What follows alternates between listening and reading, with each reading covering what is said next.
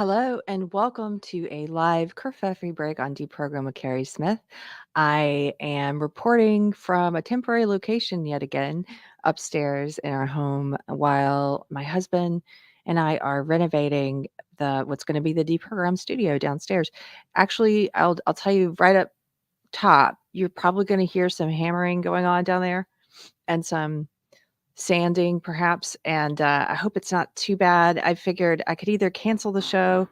There we go. We could either cancel the show or I could just try to do it with the noise. And I figured, well, for the people who want to hang out, we'll do it with the noise. Who cares? Um, rather than canceling it because I missed you guys. And I hope you had a good holiday. Hey, Vermont Chatter. Hey, I see some familiar faces. Pirate Tomsky. Give it up for Pirate Tomsky, one of the mods who's here today. Pirate says Carrie's gone RHCP again. What does that mean? I don't know what that means. Is it does it have to do with how warm I am how warm I am in this outfit? I had to get like all of my warm clothes because it's becoming very cold here. And part of what they're doing downstairs today in that room is removing a door to the outside that we don't need so we can have more wall space in there. And so their door is currently wide open because they're walling it in. So there's all this cold air coming inside.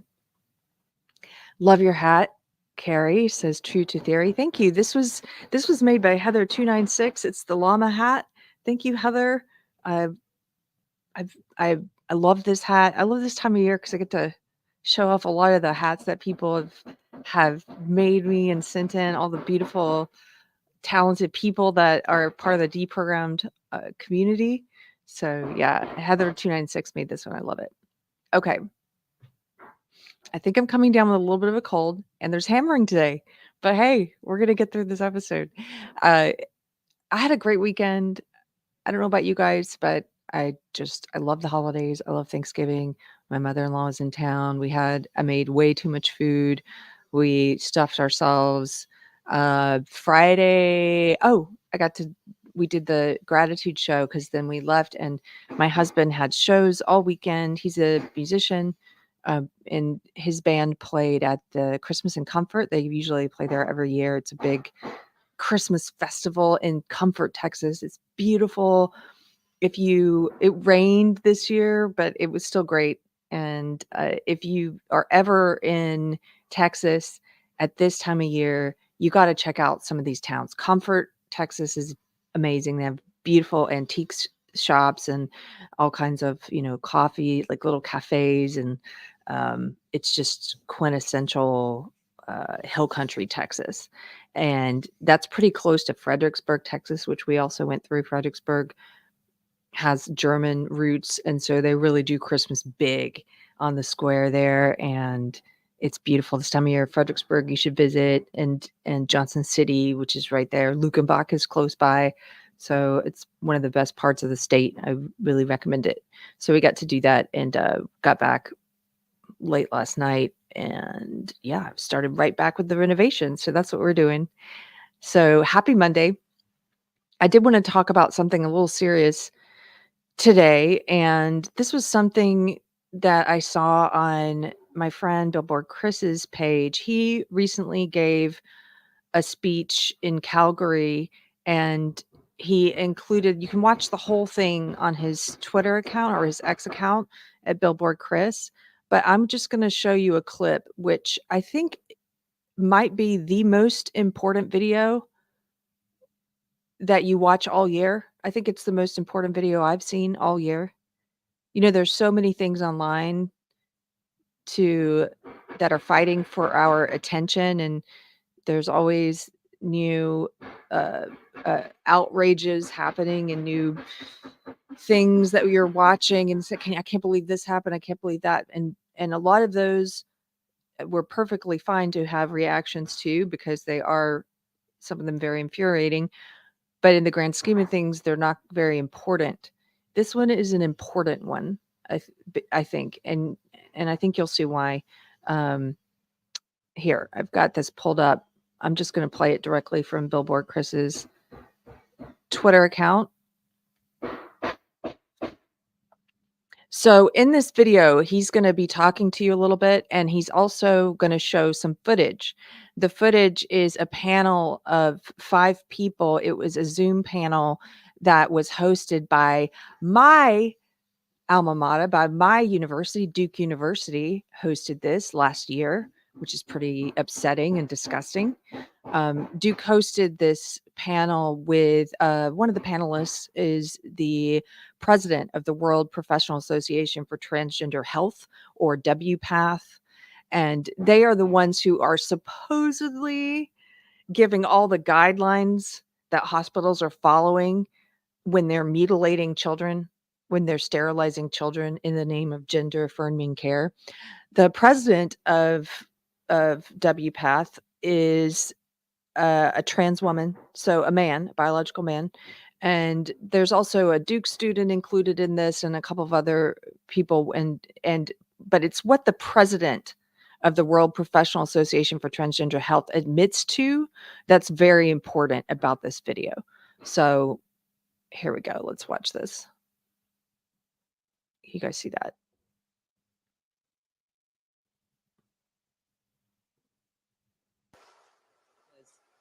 Okay, so pause it for 1 sec. So that man on the right there is Marci Bowers. He says he's a woman.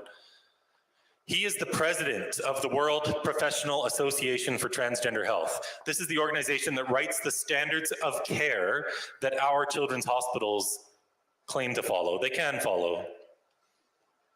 There's really no rules for any of this. It's the Wild West of medicine. But he's the president. And in the middle of that is Johanna Olsen Kennedy. She is the person who runs the gender clinic at the Children's Hospital of Los Angeles, the busiest one in North America. She received a grant a few years ago for $5.7 million where they could conduct research into giving the opposite sex's hormones to 8-year-olds, provided they were already entering puberty. The only kid. I'm just pausing it here for a second because you can see the final sentence of his tweet there. Our kids are guinea pigs for these child abusers. He's not wrong. Anybody on the left who happens to find this video is watching this. Why do you think this? What do you think this is? What's being described is experimentation, medical experimentation on children. It's Frankenstein stuff. Kids really entering puberty at 8 would be girls, so they're giving testosterone to 8-year-old girls. These people are ghouls. This is evil. This is a cult that has permeated all of society. But here is Marci Bowers talking about giving puberty blockers to boys at what is called Tanner stage 2. So Tanner stage 2 is the scientific term for the beginning of puberty. For girls, this is when their breasts first start to form. It's probably 2 years before they've had their first period. So they're going to be 9, 10. Boys are going to be a year or two later. Now listen to what he says. Let's go. The second is was an observation that I had that every single child who was, or adolescent who was truly blocked at Tanner stage 2 has never experienced orgasm. I mean, it's really about zero. These are of course, these are just assigned male at birth, so trans feminine, and it's because they never in their lives are exposed to testosterone. Okay. So what he just said there was, I mean, you heard it right, admitting on camera that zero of these little boys who were given puberty blockers as children, Tanner stage 2, so around 8 years old, or 10 to 11, that they have never, if they're given it that early, they've never been able to achieve orgasm. It's completely ending their sexual function. It's pretty incredible to hear the president of WPATH admit that openly, because this is one of those hate facts that if you bring it up in a discussion or debate about this with people who are in favor of mutilating and sterilizing kids, if you bring it up to them, they're like, that's not true. Here's the president of the World Professional Association of Transgender Health saying, yeah, none of these boys, none of these little boys that we've given puberty blockers to have ever been able to perform sexually to have an orgasm. We're doing this to children. We're taking that away from them at the age of 10, before they even know what sex is, before they even know if they're going to want kids later in life. We're doing that. We're experimenting on kids. And so Billboard Chris is right. What happens after this is, instead of this leading a normal human, a non-mentally ill human, a non-possessed human, would come to the conclusion, why are we doing this to children? No, that's not what this guy Marci, that's not the conclusion Marci comes to. Marci starts saying, as Billboard Chris pointed out, well, how can we tinker with it? Maybe we should give the hormones later, or maybe we should stop them for a little bit so they experience puberty for a little bit. Maybe we should do that. They're trying to figure out how to tinker with the experimentation because they don't know what they're doing. As he said, this is all spitballing here, right? This is medical experimentation and spitballing on the bodies of children, on the sexual function of children. How can this be happening in Western countries? And we're just going about our lives like this is okay. Society's just rolling along. The president Biden is supporting this kind of stuff. What the hell is wrong with us? It's disgusting. Let's continue. I'm going to just play that part again, actually. I just want you to hear it again.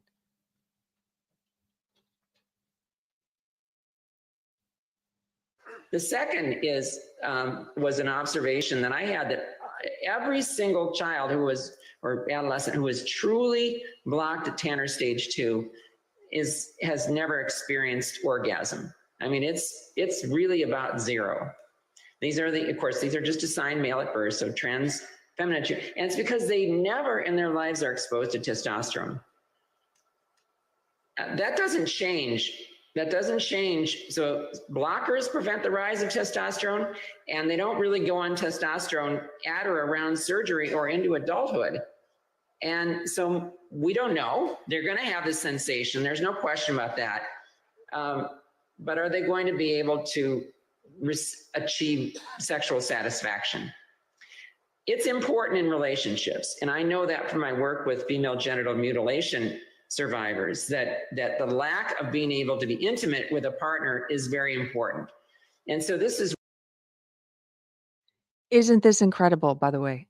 This doctor, this transgender woman, this man sitting there talking, the president of the World Professional Association for Transgender Health.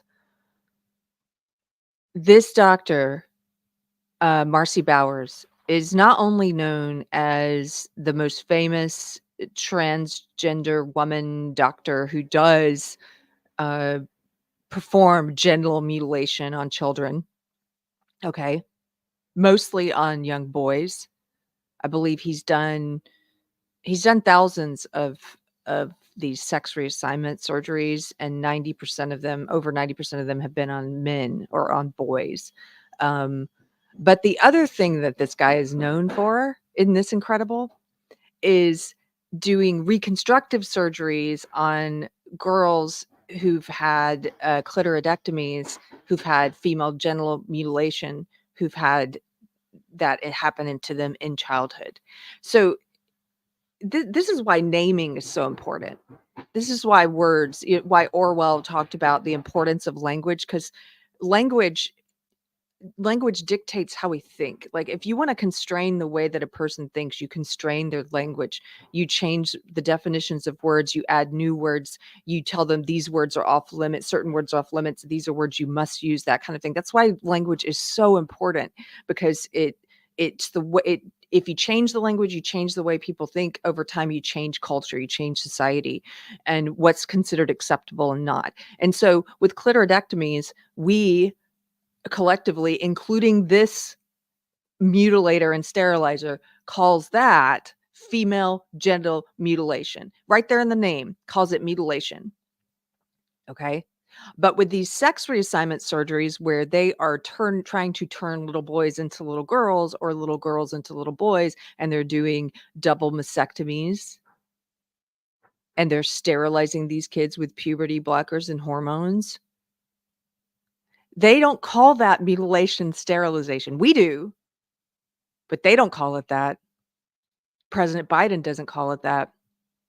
They call it gender affirming care. Language, right? Don't use their language.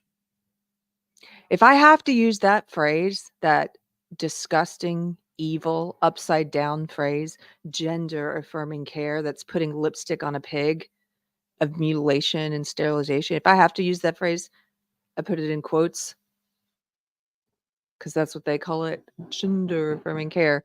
It is the mutilation and sterilization of children. Or use the exact terms. It's castration. It's mastectomy. They hate when you use the real terms. Why is that?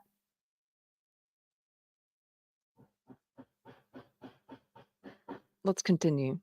What really raised the red flag for me is to say, look, we need to have our eyes open about it. I think it's been beneficial talking about it. I know Joe and many others have reported to me, they've changed their approach a little bit in their informed consent models, and that we're talking about masturbation now. We're talking about, okay, that's an area of the body that's got very dysphoric for you, but you know what? It's all a penis is just a large clitoris. I mean, it's all the same material. It really is. So use it for the pleasurable purposes, partially that it was intended, and we'll see what happens. But these are to be answered questions. So we'll see what happens. Just experimentation, using children as human guinea pigs. We'll see what happens. Can we avoid puberty and get good adult results? And secondly, how do we assure someone that they're going to be able to be sexually responsive? Do we remove the blockers during the course of their adolescence and let a little bit of puberty come back? Do we delay it a little bit, maybe into Tanner's 3 or 4, maybe before they have their first orgasms, maybe?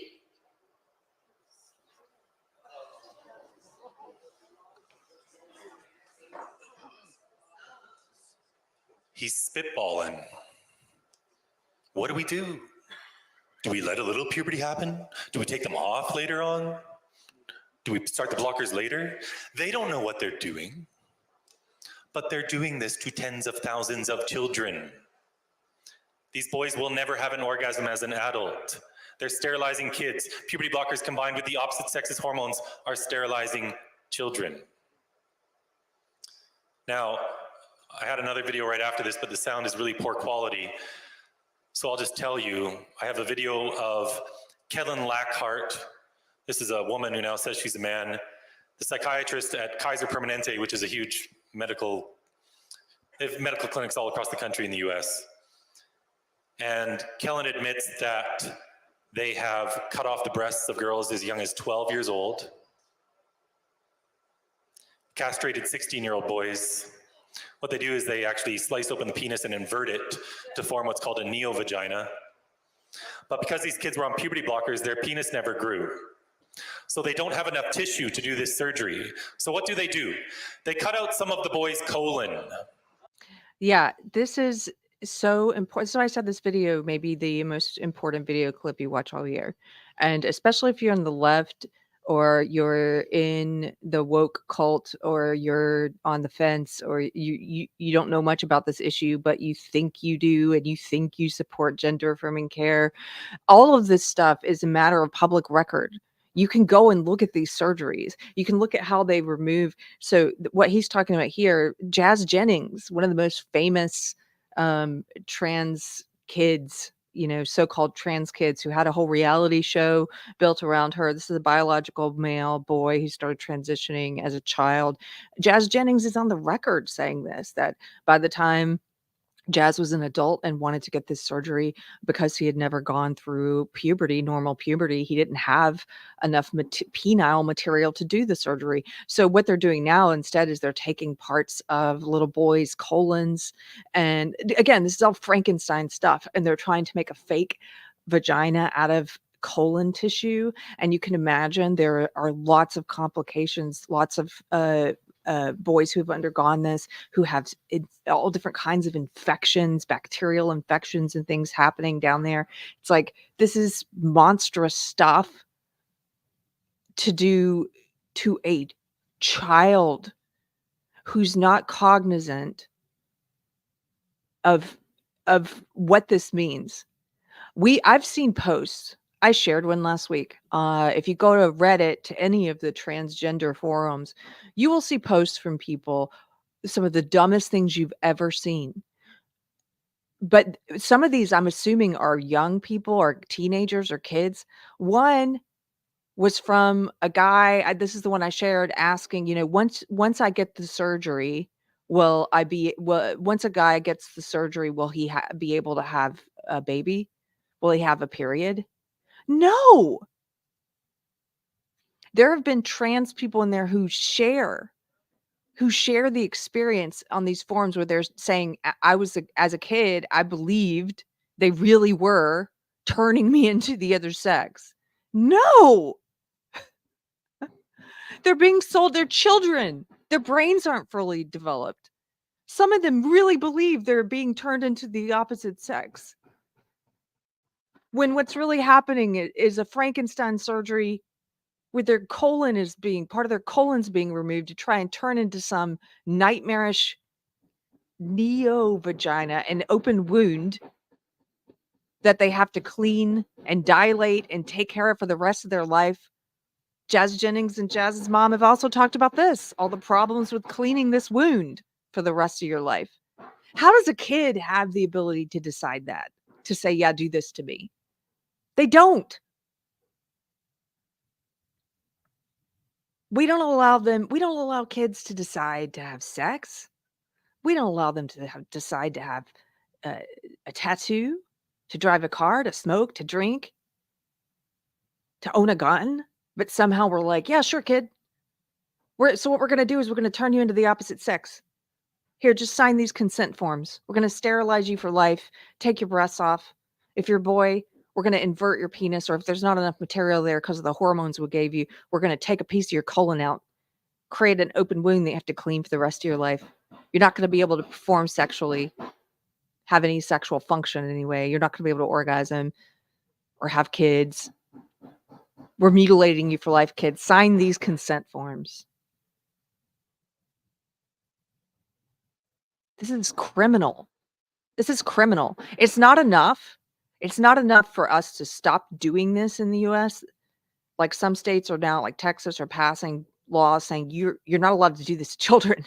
I didn't know we had to make a law about this. This is clearly child abuse. It's not enough to do that. And we've seen some of the most progressive countries have now done that. The ones who've had Sweden, Finland, Norway, the UK, the ones who've done systematic reviews of the evidence, and they've released statements. These are their medical communities, not politicians, the medical communities in those countries coming to the determination that there's not enough evidence to be doing these experiments on children. There's no evidence that it's for the greater good or for the good of the child. But it's not enough to just stop it the way these laws are trying to do. It's criminal.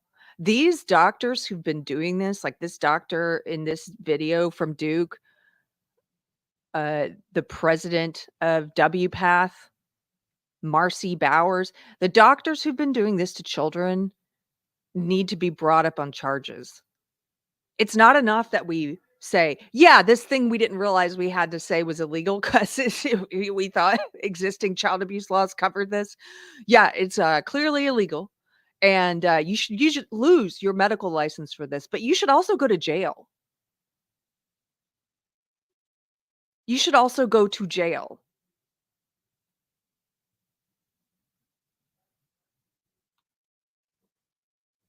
I'm going to continue. There's just a few minutes left. There's like less than a minute left. Let me back up a little bit here to Billboard Chris talking about what was in the second video.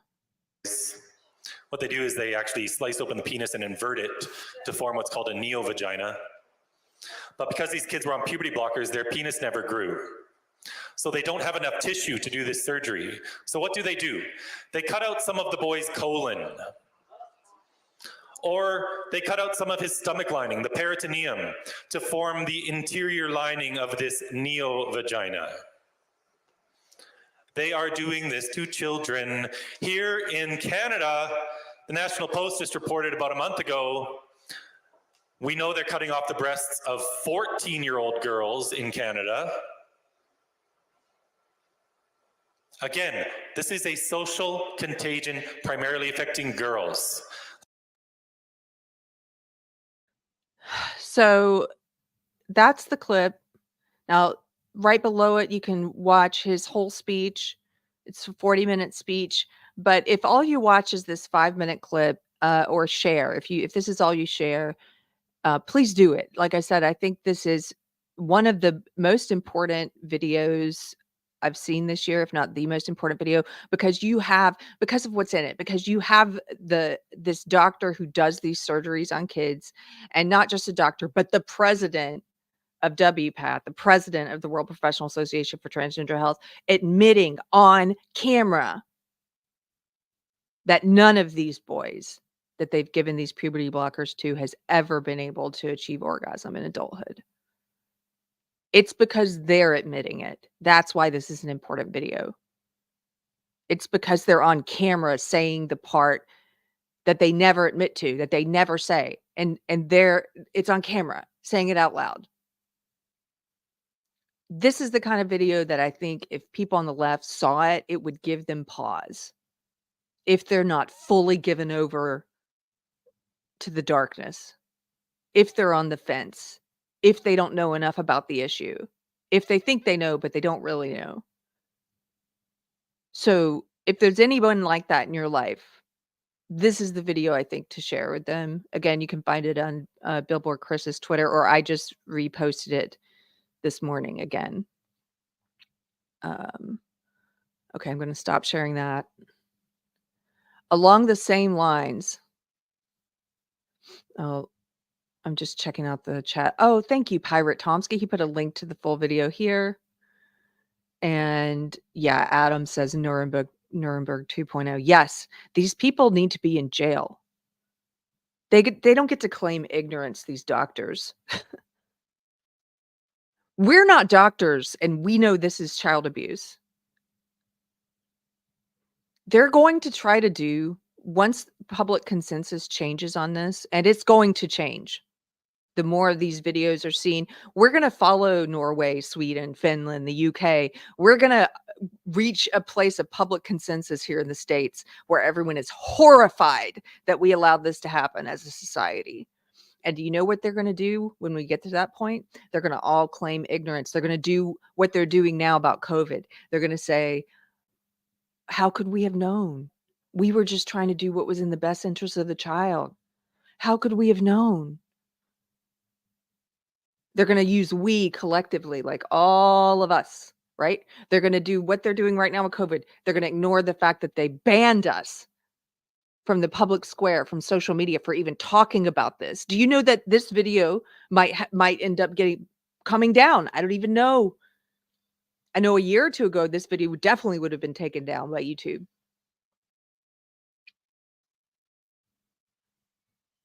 We're not supposed to talk about this. Anybody who has a YouTube channel, anybody on Twitter, anybody on Facebook, you know there are certain things you get banned for.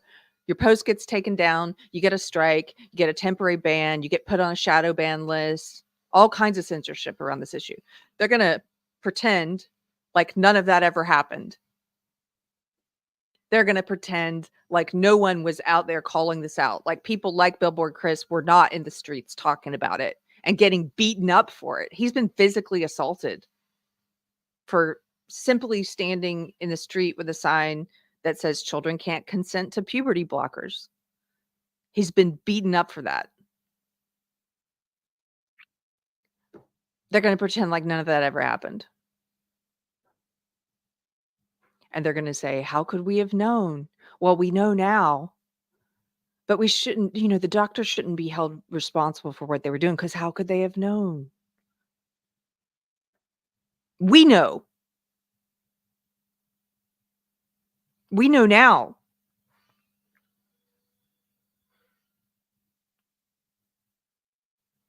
I saw a meme. I wish I had thought to bring this up ahead of time. I'm not going to go looking for it now, but it was great. It said, you better start thinking of an excuse for why you supported mutilating and sterilizing children. Start thinking of that excuse now. But they've already got it. Their excuse is, how could we have known?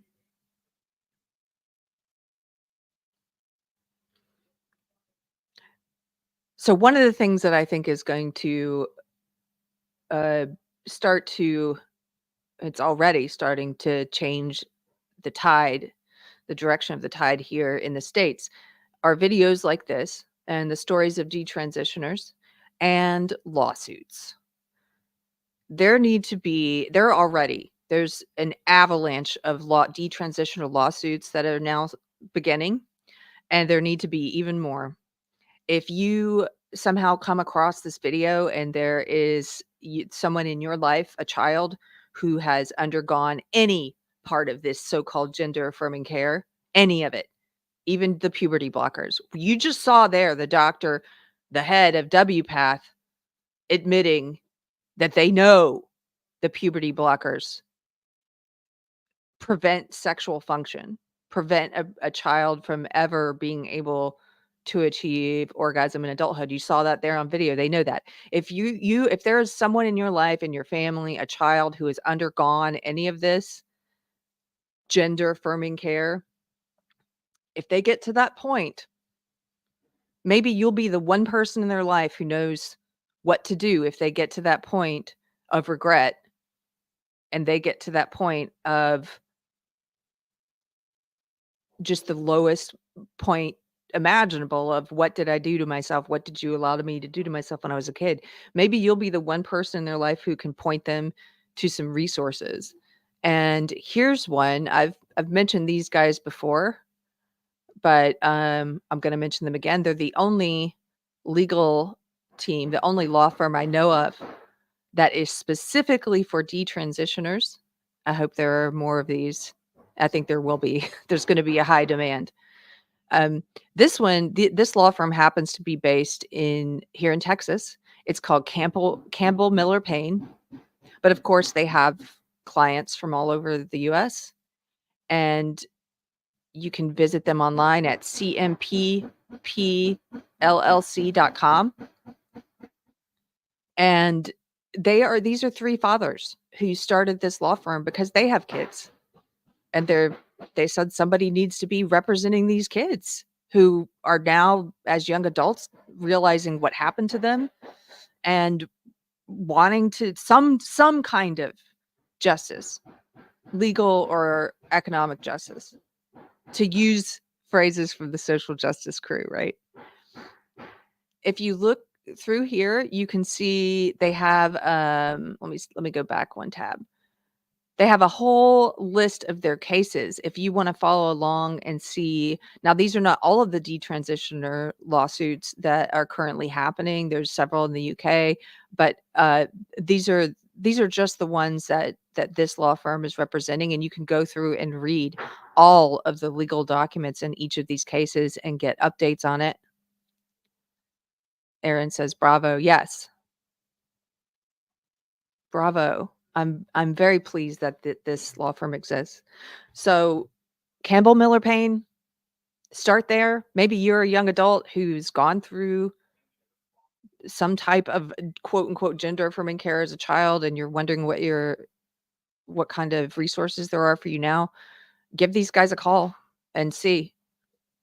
One of the cases here, I know this first one here at the top, Prisha Mosley. I've met Prisha at an event in Austin. Every one of these stories is devastating.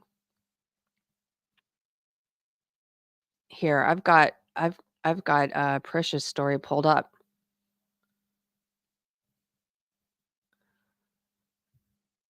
Detransitioner in North Carolina sues doctors who made her, quote, a lifelong medical patient. This is from August of this year. Prisha Mosley, a North Carolina native who has been a courageous leader within the detransition community, has filed suit against her former doctors, After suffering with a variety of severe mental and psychological health problems as a biological female teenager, Prisha thought that, quote, transitioning would solve her problems. Instead of properly treating those health problems, Prisha's doctors agreed. And by the way, this is something they didn't used to do. Before this became the kind of malpractice it is today, and this crazy escalating trend that it is today, in this very lucrative field of medicine that it is today. They used to try and resolve any comorbidities, any pre-existing conditions, instead of choosing, yeah, transition, let's do that right away. So if a patient like Prisha came in, and you'll see later, I think it's in this article, but Prisha had all these pre-existing diagnoses, was previously diagnosed as having borderline personality disorder, a personality disorder which at its core says you have a shifting sense of identity. Okay, they knew that. They knew she had this diagnosis, and they pushed her into transitioning anyway. It's incredible. Prisha's doctors agreed, allowing her to pursue cross-sex hormones and top surgery, surgical removal of her breasts. She soon realized, though, that hormones and surgery couldn't fix her problems and only created new ones. She has now detransitioned away from transgenderism and is trying to reclaim her life as a woman while holding her healthcare providers responsible and seeking to protect others from making the same mistakes. The suit, filed July 17, 2023 in the Gaston County Superior Court, alleges that the doctors in Prisha's case did not follow the standard of care of medical practice, significantly and permanently harming Prisha physically. They took her breasts. They altered her voice forever because of the testosterone. She has a deep voice now. They took her breasts. The suit makes clear that the guidelines for transitioning given by transgender affirming organizations, like, there it is, guys. There's the WPATH right there, the World Professional Association for Transgender Health, are not appropriate standards.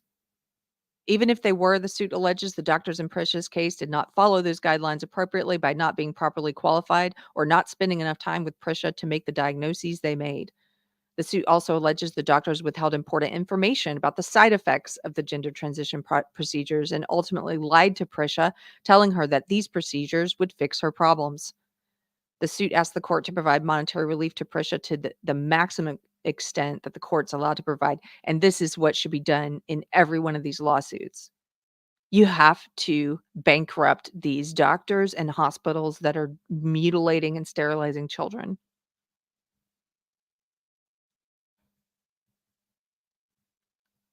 Prisha's story. The 53-page complaint explains aspects of Prisha's story that led her into seeking physical and mental health care. Prisha, a survivor of sexual assault, which resulted in a miscarried pregnancy at age 14, struggled with psychological conditions that complicated her view of her own body. Treatments for those conditions, which included borderline personality disorder. Again, at the center of that is an unstable sense of identity, and they still pushed her to transition. It included borderline personality disorder, depression, anxiety. These are all things she was diagnosed with. Depression, anxiety, and anorexia were largely overlooked, according to the lawsuit. Instead, doctors, quote, convinced her that changing her body to appear as the opposite sex would solve her substantial mental disabilities, end quote.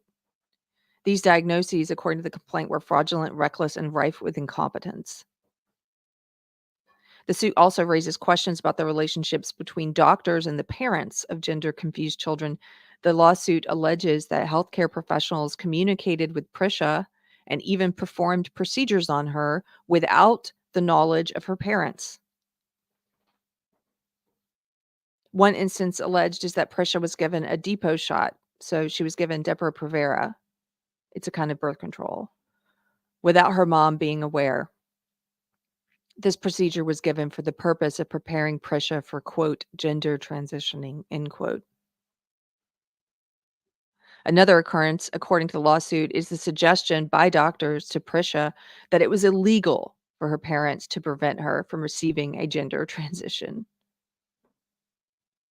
The suit points out that Prisha, being in the mental state she was in at the time, could not have been competent enough to provide consent for these procedures, as is often the case for gender-confused youths that suffer from multiple different mental disorders.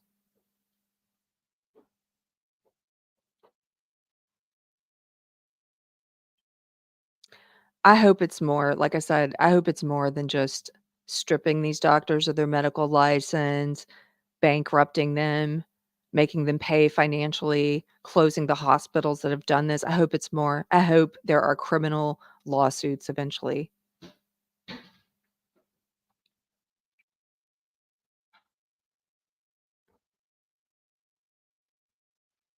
One of the most well-known detransitioners, of course, who is suing is Chloe Cole.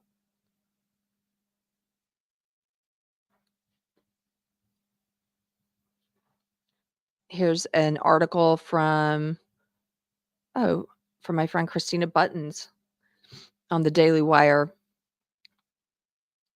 I'm covering this. I know a lot of you in the audience know about this. I'm covering this because I hope this video is seen by people on the left who are probably, for the most part, completely unaware of how many lawsuits there are.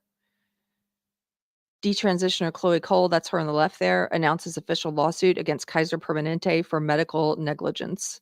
This is from February of this year. Chloe Cole, a detransitioned 18-year-old woman, announced the first official lawsuit in the U.S. against the hospital and affiliated medical group that facilitated her medical transition as a minor. So this was the first one in the U.S. That's probably why hers is more well known. And it was this article is from February. So that's how many have happened since then, just in this year. There are so many of these now. But she was the first. The Center for American Liberty, along with the Dillon Law Group, and they have filed lawsuit against Permanente Medical Group, Kaiser Foundation Health Plan, and Kaiser Foundation Hospitals, alleging medical negligence in providing chemical and surgical sex change interventions to Chloe Cole when she was a minor between the ages of 13 and 16. I'm going to point out something else.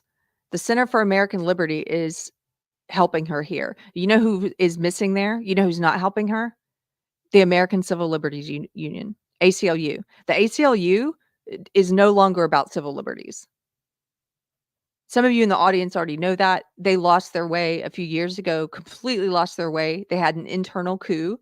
The social justice demons won. They made statements about how that basically they were weighing civil liberties versus, and then they used all this social justice gobbledygook nonsense religion language where they were like, or unless it harms a group of the oppressed, or that, and they chose that nonsense. Harm against an oppressed group, oppressed identities. They chose that. The ACLU is on the absolute wrong side of this issue. They're not on the civil liberties side. If they were, they would be the first to stand in line and represent and help represent these children who were robbed of their civil liberties by the medical establishment, but they're on the wrong side. So the Center for American Liberty is standing in the gap. Here's a quote. Chloe's family sought medical treatment for her at Kaiser, said Harmeet K. Dillon, attorney and CEO for the Center for American Liberty. Her physicians and other medical professionals violated the first norm of the profession, the Hippocratic Oath, when instead of caring for her and providing medically competent diagnoses and treatment, they permanently disfigured her for profit. What happened to Chloe at Kaiser should never happen to any child in America. And the Center for American Liberty is committed to protecting children like Chloe, Dillon added. Despite receiving a notice of intent to sue on November 9, 2022, the defendants neglected to respond for over 90 days, which left Cole with no choice but to seek justice from a court of law, the press release states. The lawsuit alleges that the defendants coerced Chloe into pursuing irreversible chemical and surgical interventions between the ages of 13 and 16, while concealing less invasive treatments and by lying to her about her condition. A press conference was held in front of Kaiser Gender Pathways Clinic in Oakland, California on Thursday afternoon, the same clinic where Cole received part of her treatment as a minor. Cole, alongside Dillon, gave an impassioned speech accusing Kaiser of victimizing thousands of children with Mengele-style experiments. Quote, "I was 15 when you cut into my body, ripped out my breasts, and stitched me back up like I was your rag doll," Chloe Cole charged. "You were on the wrong side of history and will always be remembered as child butchers." "Once I announced my intention to seek justice, I have not stopped receiving call after call, email after email of parents and patients that have been harmed by these same practices. Some of them were even butchered in the same building I was," she added. Charles Lemandry, a partner at the law firm, believes that Chloe Cole was a victim of ideological and profit-driven medical abuse that included indoctrination into transgender ideology, the off-label use of puberty-blocking drugs. This is also true. Lupron, which is the drug they give these children in these experiments, Lupron is not approved by the FDA for permanently blocking puberty. That's not what it's for. It's a chemical castration drug. It's also given for endometriosis, prostate cancer. That's the one I know it for. Sorry, I was just looking at prostate cancer. It's used to treat prostate cancer. Nowhere, if you go to the FDA, like the list of approved, nowhere is it's not approved for this, but they've been using it on kids. The off-label use of puberty-blocking drugs and cross-sex hormones, and a double mastectomy surgery that resulted in, quote, "excruciating pain and suffering, permanent disfigurement, loss of enjoyment of life, and extreme emotional distress. We are proud to represent this courageous young woman who is trying to help other young people from also being victimized in this horrible manner," said Lemandry.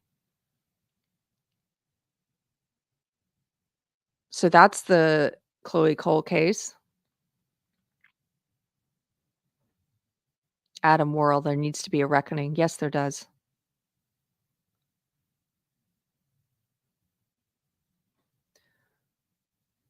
Okay, I've got another one pulled up here. This is also by Christina Buttons, another case.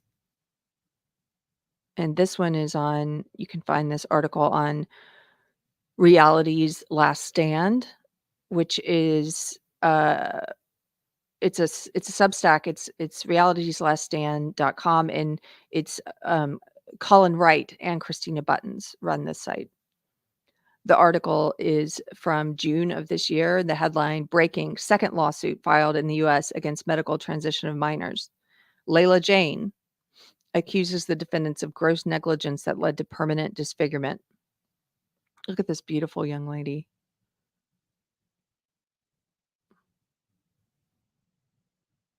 Oh, hold on. I think I have to sign in. Oh, no, wait. I got it.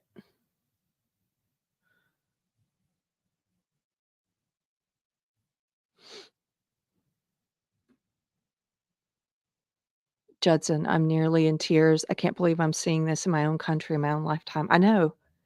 We forget how absolutely evil this is, and how disturbing and sick, and just we forget, because there's so much going on, and you can't focus on this all of the time or you would go crazy.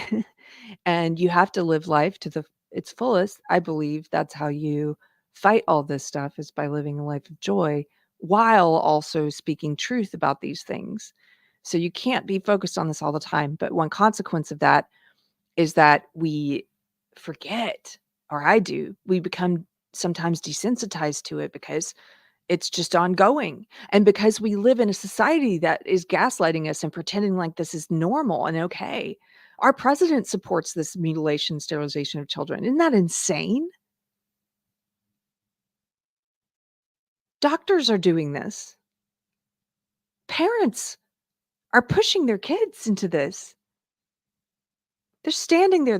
There are parents who make, when their 13-year-old daughters, 14-year-old daughters get these double mastectomies, there are parents, these usually women, moms, making cakes that say yeet the teats, like making celebratory cakes about having their daughters disfigured and cutting their breasts off. So no wonder we forget, we become desensitized to the evil because it's just ongoing and society treats it like it's okay. But I think it helps every once in a while to look at it with fresh eyes, like, this is disgusting. We if society were in a healthy place, which we're not, I think we're getting a bit healthier on this issue, obviously, as we've seen other countries now banning it for kids and stuff. But if society were in a healthy place, I mean, this would never have happened here.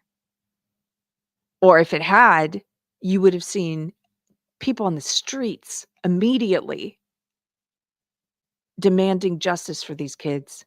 You would have seen people protesting at the hospitals immediately, en masse. And the whole population. Guillotines. You probably would have seen guillotines. Probably would have gone French Revolution style, like, because that's how evil this is. Hey, K-Dub True. This is insane. Indeed, it is. K-Dub True, I want to have you on the show again. I know we've talked about it. We'll figure out a date. We'll make it happen.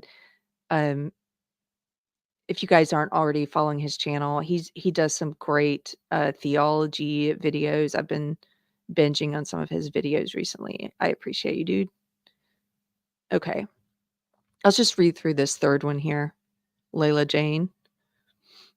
The second, so hers was the second one. We started with Prisha's, so we're not like doing these in order, but Layla was the second one. The second legal action against a U.S. healthcare provider involving a case of childhood medical transition has been launched. The suit was filed on behalf of Layla Jane, a young woman who was medically transitioned as a child. Layla Jane is seeking justice against the Permanente medical group, Kaiser Foundation hospitals, and the clinicians who facilitated her transition from age 12 to 17. 12. She was 12 years old when these vampires attached to her, is how I view it, started grooming her for this, took advantage of her. 12 to 17. This process included puberty blockers, cross-sex hormones, and a double mastectomy performed when she was just 13 years old. A double mastectomy at 13. The lawsuit was filed by the Center for American Liberty alongside Dillon Law Group and Lamandry and Jonah LLP. They accused the defendants of medical negligence, leading to substantial injury through chemical and surgical sex change interventions carried out while Layla Jane was a minor.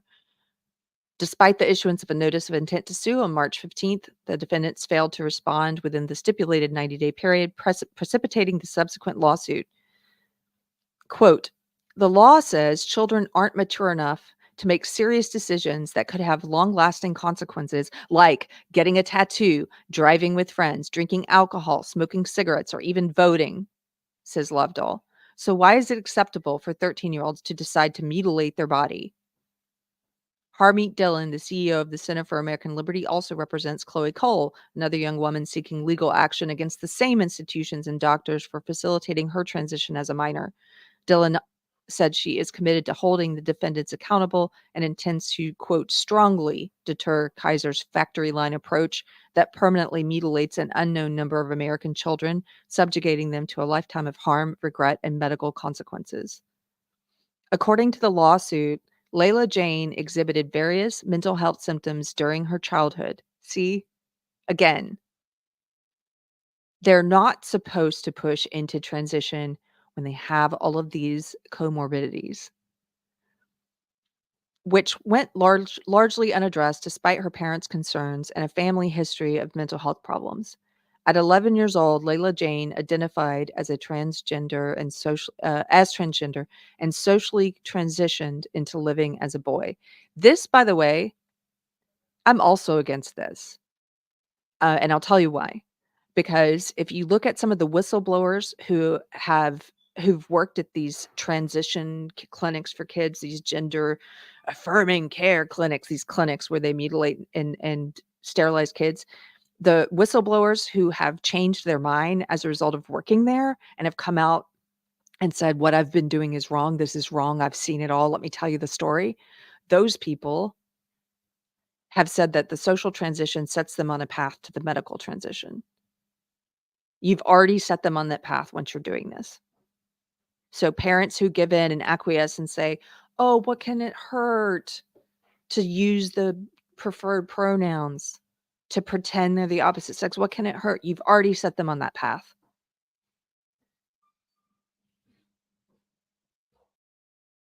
I don't care what clothes kids wear, any of that. I don't care about that. I'm not saying that. I'm not saying we need these strict gender roles. In fact, I don't think we do. In fact, that's what these people think, that if a boy likes to wear a dress as a 4-year-old, that he must be a girl. That's what they think. That's ridiculous. He's just a boy wearing a dress.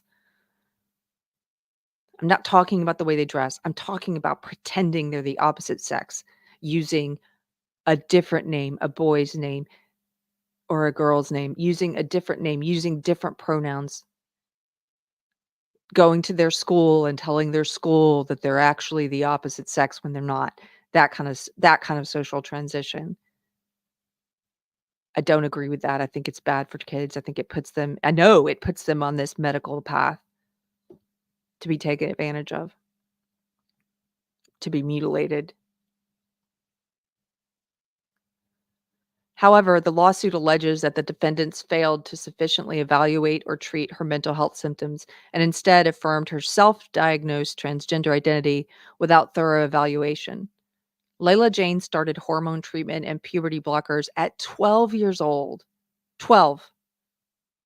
And we just saw on video the president of the World Professional Association for Transgender Health admitting that these puberty blockers prevent sexual function later in life. Started this at 12. Underwent a double mastectomy. They took both of her breasts at age 13. And then detransitioned at 17. So this poor kid, this girl started detransitioning before she was even an adult. She had already gone through all of this by the age of 17. She then started regular psychotherapy for her mental health issues. I'll tell you something else. One of the girls, the detransitioners I interviewed a couple years ago, Helena, when she got nothing but validation, right? Validation the whole time as a kid that she was saying she was a boy. Nothing but validation. They put her on the puberty blockers. It was so easy for her to get testosterone as a kid. Her therapist was 100% on board, everything. Until, I don't know if there's any longtime viewers here, if you remember that episode. It wasn't until, as a young adult, I can't remember, I think she was around this age, 17, 18, 19, she started questioning it and saying, actually, I don't think I'm trans. And that's when her therapist was like, whoa, what's going on here? Like, I think, well, this could be something else. You're just having a depression or it's something. Like, her therapist validated everything except when she started coming to her senses and saying, but I'm a woman, clearly, and none of this helped me, and I'm regretting it. And then her therapist is like suddenly concerned. They treat up like it's down and down like it's up. Good like it's bad and bad like it's good. There are Bible verses about this, about a society that does this, that substitutes bitter for sweet and sweet for bitter.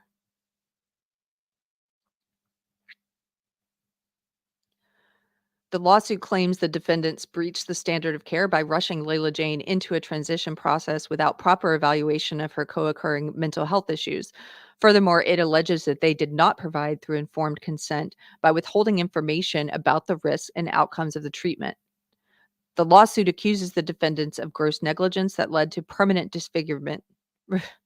It's awful, referring to their practices as experimental rather than genuine care. They are experimental. We just saw that video with the president of WPATH saying, well, I guess we'll spitball it. What if we tried this on the kids? What if we experimented with this? What if we experimented with that? What if we stopped the puberty blockers for a period of time? What if we picked them back up? The suit cites studies showing high desistance rates of childhood gender dysphoria, suggesting that 80 to 90% of cases are resolved by adulthood. Yes, this is what used to be the case. Before this became a very lucrative field of medicine, it used to be that less than 1% of kids ever experienced any kind of gender dysphoria, feeling like they were born in the wrong body. And when they did, it used to be that the standard of care was therapy to resolve any other underlying issues, like the ones we've seen today in this video, like these kids who have histories of sexual abuse, miscarriage, rape, borderline personality disorder, anorexia, depression, anxiety. They used to try and resolve everything else first. And they found that in 80 to 90% of cases, the gender dysphoria would desist and go away without you having to sterilize the child, mutilate their bodies, take their reproductive organs, tell them they're the opposite sex, validate their mental disorder.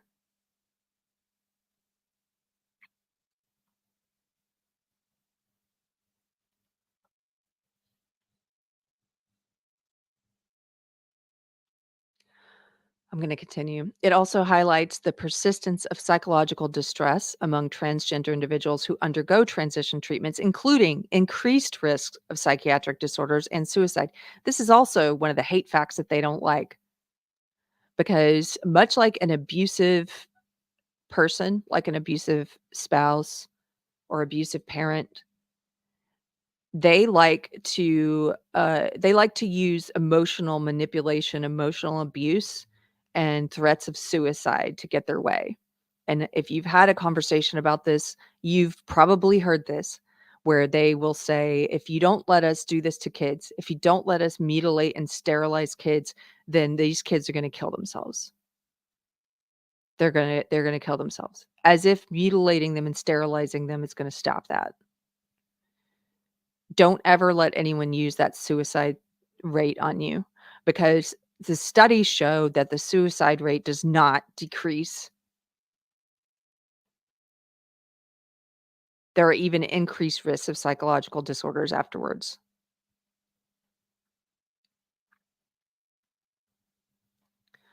Also mentioned are the systematic evidence reviews conducted in the UK and several other European countries that found that the risks associated with puberty blockers and cross-sex hormones outweigh the benefits, and sufficient research on their long-term impact is lacking. The defendants are accused of failing to provide appropriate informed consent. It suggested that regular psychotherapy would have been necessary to fully understand Layla Jane's psychological condition and to provide a comprehensive understanding of her options and risks. They are alleged to have failed to disclose desistance and detransition rates and their limitations in predicting detransition, as well as to inform her about the dearth of high-quality studies in the field and the experimental nature of this treatment. The lawsuit alleges that the defendants have actively promoted transgender treatment, including for minors, with misleading advertising on their websites. It argues that financial and political incentives had led to the expansion of transgender programs, sidelining sound medicine and science. As a result, Layla Jane has suffered permanent bodily damage, including irreversible mutilation, endocrine disorders, mental health issues, fertility risks, loss of feminine characteristics, and emotional distress.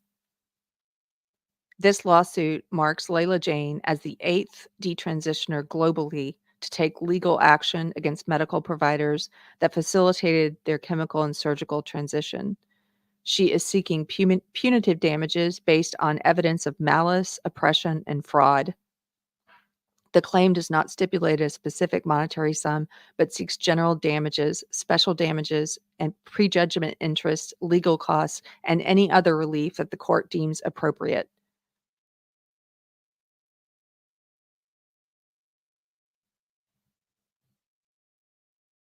While the exact number of detransitioners is unknown and more research is needed, cases appear to be steadily rising. Well, we've certainly seen that because the numbers of lawsuits like these are steadily rising. Again, this was the 8th one globally, and this was 6 months ago. This was back in June. There have been several more since this one. That's the other lie that I hear a lot is, you will hear people, I heard it a few weeks ago, people will say, "Oh, well, it's less than 1% of people detransition, only 1%." Don't anyone let anyone lie to you about that. There's no way they know that. We don't know that yet.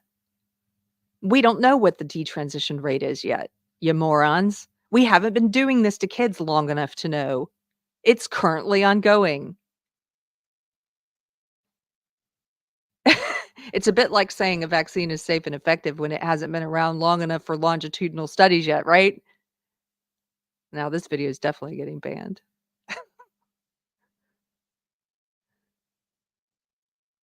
Okay. I've got one more thing for you here.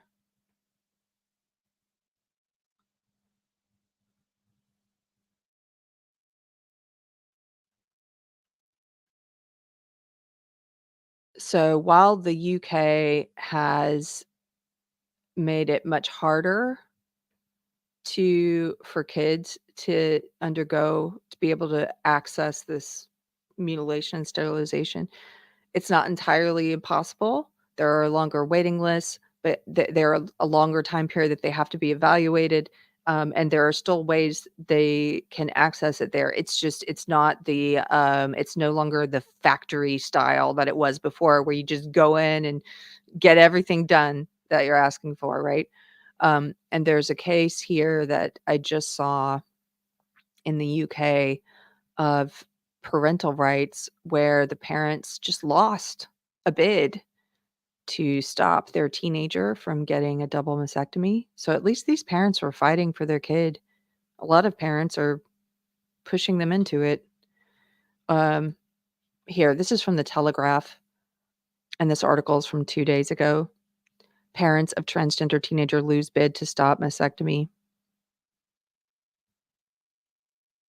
This is absolutely possible in California as well, by the way. California just passed a bill that makes it uh, legal for the state to intervene and to take a child from the parents and to allow the child to quote unquote consent to sterilization and mutilation. If the child alleges abuse, they don't even have to prove it. There doesn't have to be any evidence of abuse whatsoever. The the child just says so. The parents of a non-binary 17-year-old have failed in their bid to prevent the teenager from having breast removal surgery after they were accused of believing that LGBTQ plus people were, quote, evil and satanic, end quote. This is what, now remember, this is what the kid said. Being accused of something doesn't mean there's evidence offered of it. The parents had asked the High Court in London for an injunction banning their child from having a mastectomy. They also sought to have the teenager made subject of a psychiatric report, claiming that their child's sexual preferences were symptoms of a mental illness. But a High Court judge has refused to grant the injunction, saying that while their child was only 17, they would turn 18 within days of the hearing and would therefore be able to give consent to gender affirming treatment as an adult. The Honorable Mr. Justice McDonald ruled it would be wholly disproportionate to permit an expert to examine the teenager. So they didn't even get a psychiatrist in to evaluate the teenager.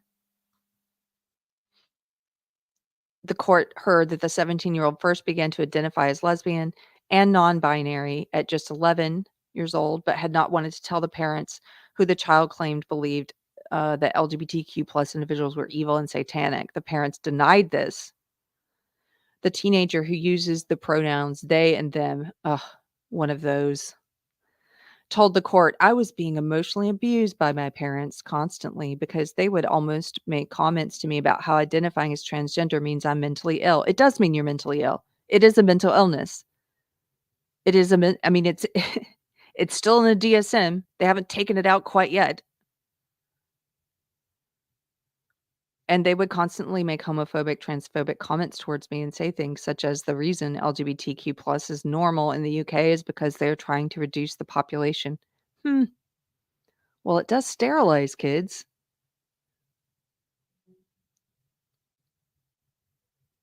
I'm not going to read this whole article. I just saw this and it made me think about California and their efforts to push similar things here. And in Canada, of course, they do this as well. The state can take a child from the parents.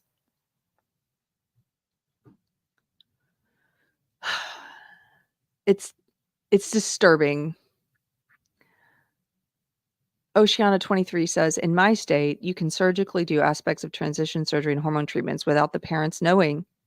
And their insurance has to pay for it. They just get the bill. Wow. I'm going to say something here. I don't know the answer in every case because every case is different. But if you are a parent who has an older child who has been pulled into this cult of gender ideology and who is living in open rebellion of you and still living at home. In some cases, there are young adults doing this, still living at home. Or they're at college and the parents paying the college bills while the child goes further into this gender cult. This may not be a popular bit of advice, but I fully believe in the tough love approach. And there's a reason it works with addicts, for example, where you finally cut them off and allow them to feel the consequences of their actions. And tough love is very hard to do and very painful, but it's something you do because you're trying to show them love in the long run. And usually it is accompanied by a belief, a hope that if they hit a rock bottom, that if you're no longer coddling them, that they will come to their senses. And I've seen a lot of parents continue to foot the kids' bills, pay for college, allow the child in their home to influence their other children negatively. I don't know or believe that all of that works. I'm more in favor of the tough love approach. Okay. I'm going to wrap this one up. So this one's going to be a bit shorter than usual. If you get a chance, go back and watch the whole video that Billboard Chris clip was from. Pirate Tomsky shared the link here. I'll also put it in the description. I'm going to change the name of this video and change the description to be more about the subject that we talked about today. And I want to tell you, Wednesday at 6:00 Central, we are doing another Christian panel, and we're going to be talking about the book, The Screwtape Letters. And so if you haven't, wait a minute, let me make sure it's this Wednesday. Hold on one second. I've got to figure this out in real time. Sorry. I'm like, wait a minute. Did we move it? I think I moved it. We moved it to give people time to read it. So it's a week and a half It's December 6th, Wednesday, December 6th at 6:00 Central. I am going to post about it this week though and get the artwork up so you guys have time to read the Screwtape Letters if you want to be a part of that panel discussion. It's a great book. It's short. You can listen to it. The audio version, there's one audiobook version you can get with John Cleese, the comedian from Monty Python, reading it. He's great as a demon, and it's a quick listen. So I highly recommend it. You have until December 6th. And I hope that you'll be there. Judson Pinson, this was a depressing one for me. I'm sorry, dude. I know this was a heavy topic. That video is so important. I hope you have a great week. And I hope that if you know someone who's on the fence about this issue, share this video with them, or share the clip from Billboard Chris that I played at the beginning, which is just a 5-minute clip. I think that's a great one to change minds. So that's it. Hey, Therese, important show. Keri, have a great week. You have a great week, lady. Good to see you here. Okay, I'm going to take off. See you guys on Wednesday for Popped Culture. Take care. Bye.